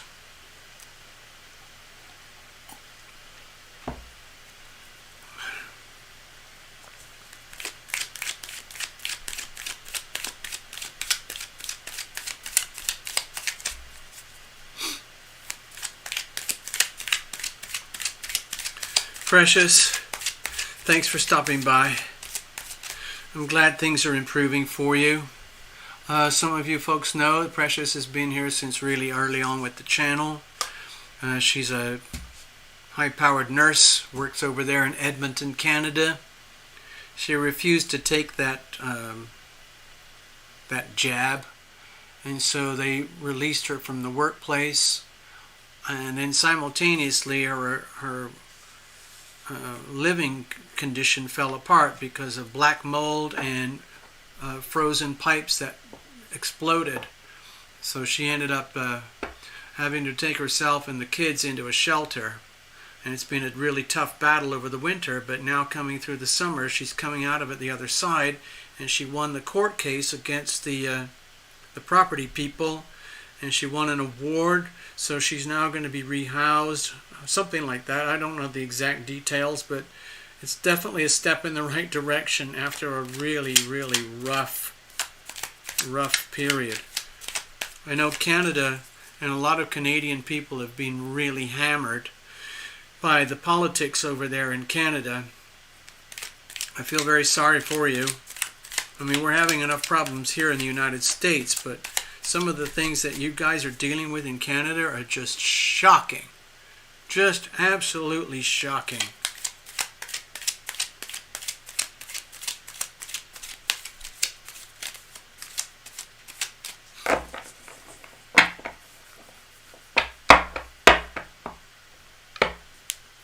Alright, precious, let's have a look.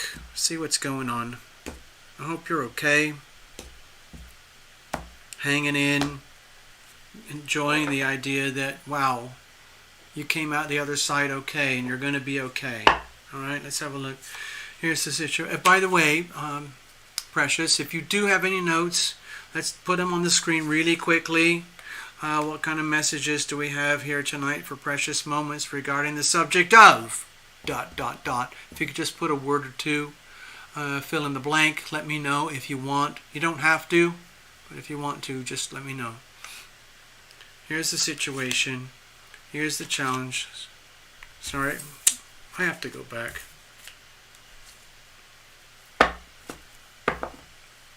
Sorry, I screwed up there on my shuffling. It didn't feel right to me.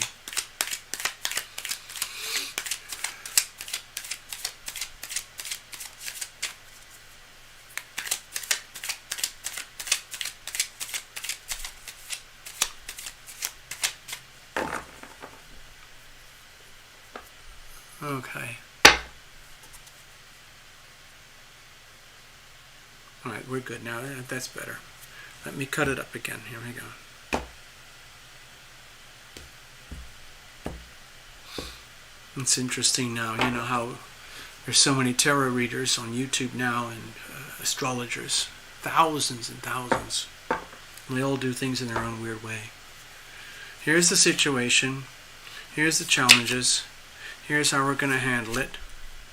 And let's have a look at these external influences, okay? So as you know, I often default to the astrology. Here we go.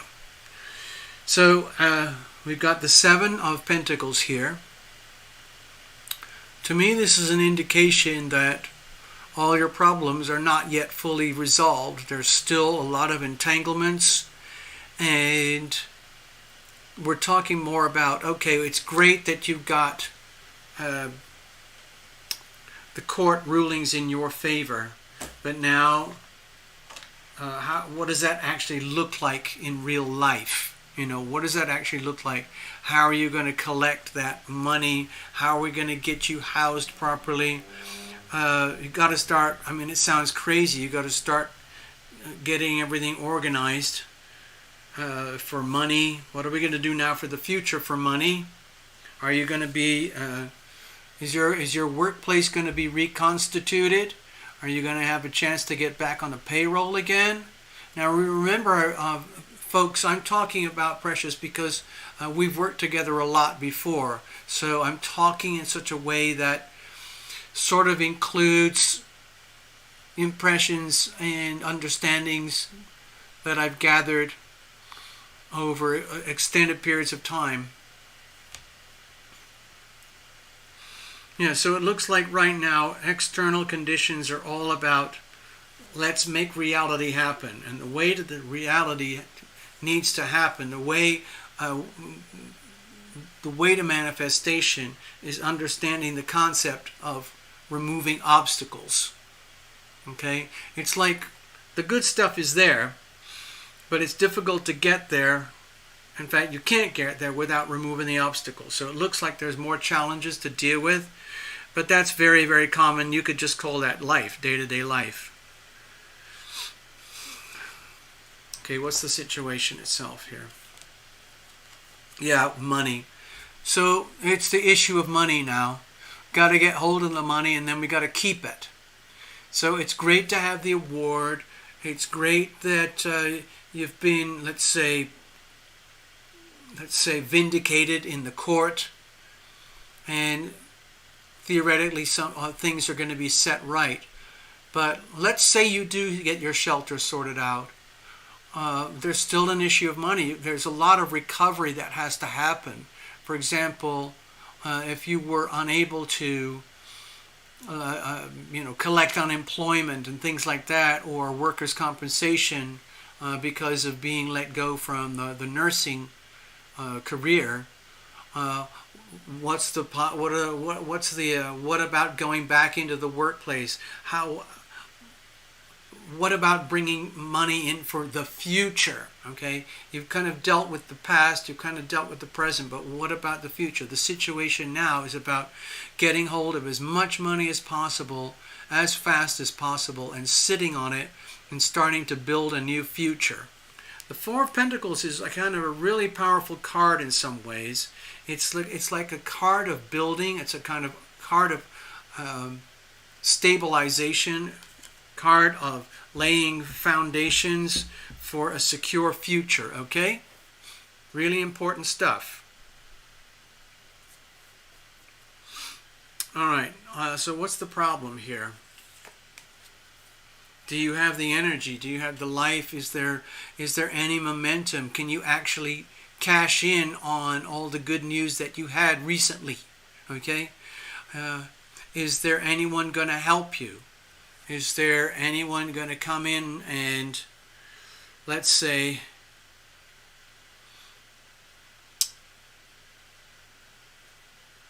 well, it's not... This is more about your own energy. Like, it's almost like I'm pretending I'm you now. How on earth am I going to find the energy to keep forward? It's been so tough, such hard work to get to where you are right now, having been crushed and pushed through such a horrible situation. And it's great that the things have been resolved in your favor, but the money aspect is really, really important now. Getting back on your feet and taking care of the family, setting up a new home.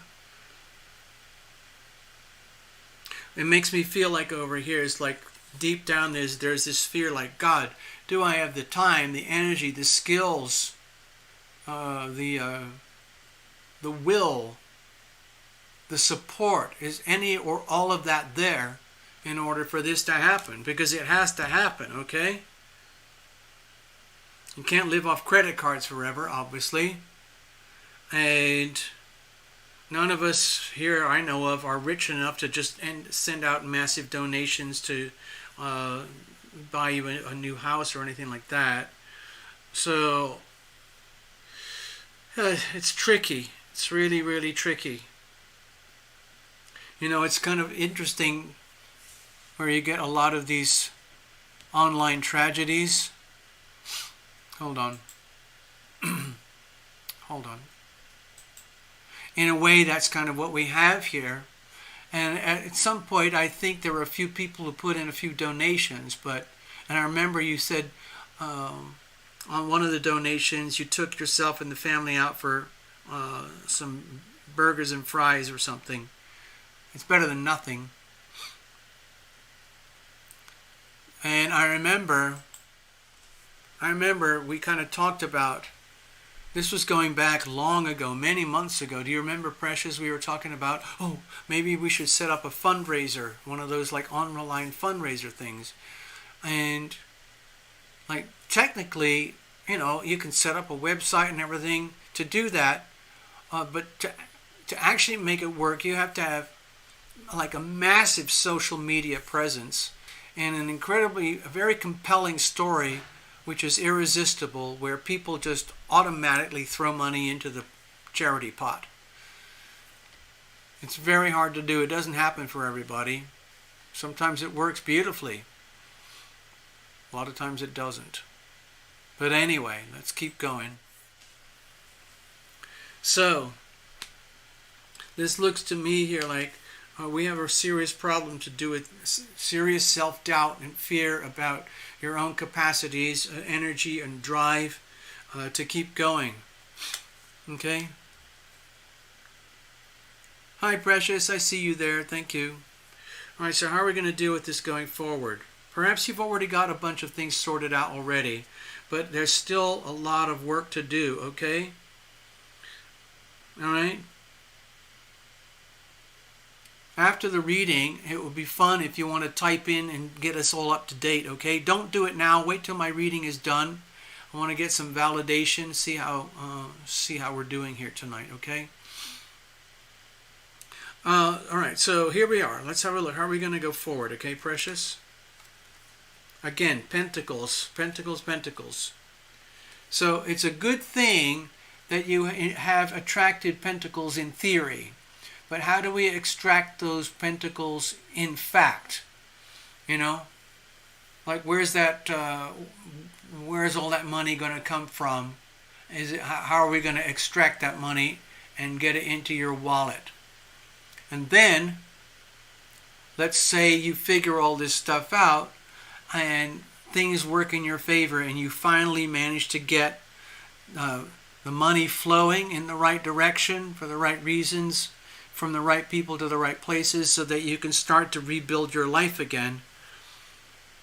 You're now in a position where, wow, okay, so I do have assets, and that could include new employment, a new job or something, or getting re-employed or getting back into the workplace. I know I was saying earlier in Canada, some of the politics there, it doesn't make any sense to me at all. But maybe there's some relief. Maybe they're realizing they can't just fire every single nurse there and expect a hospital to continue. So, with the Queen of Pentacles, don't forget how awesome you are, okay? Do not forget that you're truly, truly awesome. You are worthy. You are deserving. And you need to stay open and ready and willing and able to receive money. So that's kind of like an invocation. Now, I actually have a little song. Okay, Precious? The chorus line is, it's like one of my chanting, like power chanting songs. And I can't really do it here because I'm very weak at the moment. I'm extremely, extremely weak. Otherwise, I'd grab a guitar and I'd do a live session for you. I'll just go through it's basically what I was saying a few minutes ago, but the chorus is, let's see if I can do this. I'm not even going to sing it. I'm just going to say it, okay? So it's like a mantra. I am worthy. I am deserving. I am open to receive. I am ready. I am willing. I am able to receive. Okay? Now, you've probably heard of neuro-linguistic programming. Okay? What I just said there, you can use that yourself as a form of neuro-linguistic programming. Try saying it to yourself. Try saying it right now, okay? I am worthy. I am deserving. I am open to receive. I am ready. I am willing. I am able to receive. Because you have to have all of that together for it to work. You can't just say, oh, I wish I had some money. So try that little invocation, all right? Try saying it like 3 times in a row, kind of where you brainwash yourself. And it becomes, let's say, it starts to replace other self-defeating language. And then start to see what happens. And maybe send me an email or something and let me know what happens.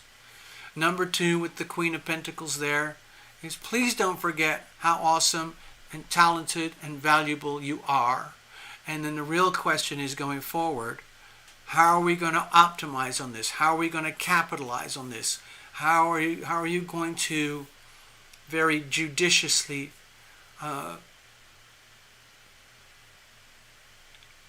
expend the resources that you do have? It's very, very important because you are the queen of your world, right? And you have a certain amount of resources. So what are you going to do with that? It's very, very important. It has to be done in a very meticulous, sort of very long-term strategic way. You can't afford to splurge on little luxuries or anything like that. It has to be in a very, very thoughtful, almost like a survival way, okay? I hope that reading helps you, precious. I hope that helps. So, precious, if you want to stay for a few moments, I would be very curious to hear any updates. If you want, if you feel like typing it in the chat and letting us know.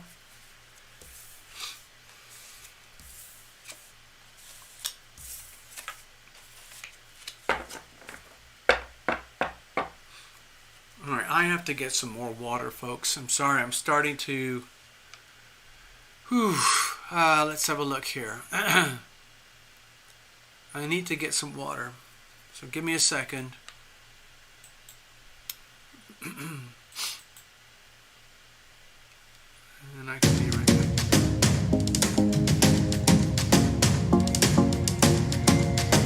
Chat amongst yourselves.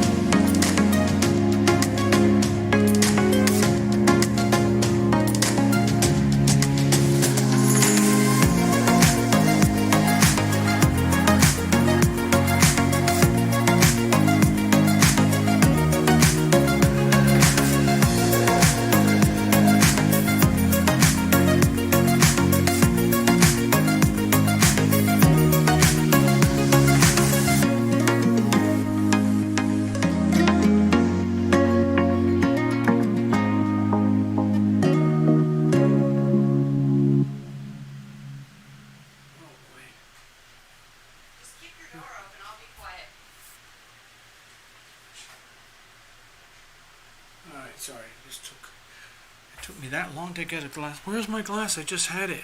Oh man, I'm starting to lose it here, people. Sorry. Oh,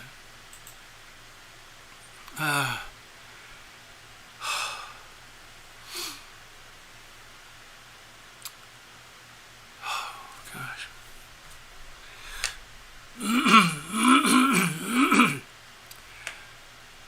Sorry, excuse me, folks. I gotta go back again. Give me a second.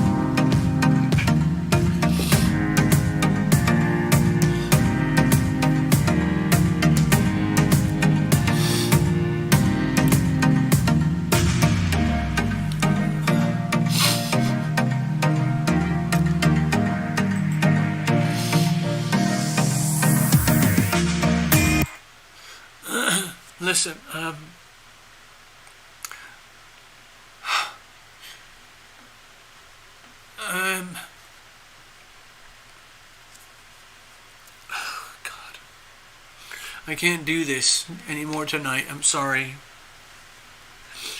We're going to have to do rain checks on all of you guys. I feel awful. I just don't have it in me. I'm very weak at the moment. And we started off great, but I'm seriously losing it here. Give me a second.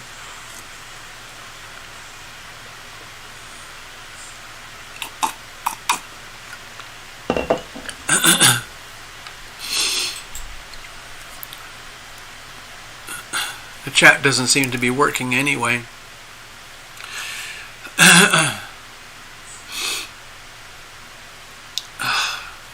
Melanie, I don't know if you're still there. Leslie, I don't know if you're still there. I can't read for you tonight.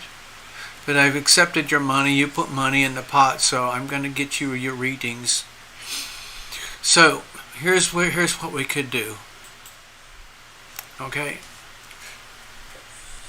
I'm sorry about this. I just can't handle it. I'm in a...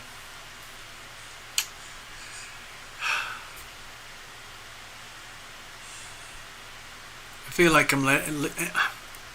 I can't do it. I can't do these other two readings tonight. I'm just going to end up screwing up, and I have to be at the doctor's really, really early tomorrow. So here's what we can do. When I get back from the doctor's tomorrow, what I will do is I'll have to take it. It's very, very draining. Okay, so after I get back from the doctor's, I'll have to take a break, and then once I'm rested, I can get up and I can do your readings, and it'll be just like this. And you don't have to be here. It would be great if you were here. But what I'll try and do is come on tomorrow evening, Monday evening. That's Monday evening my time. And I know that Melanie, you're in the United States. And Leslie, you're in the United States. You're in California. And I will do your readings tomorrow evening, okay?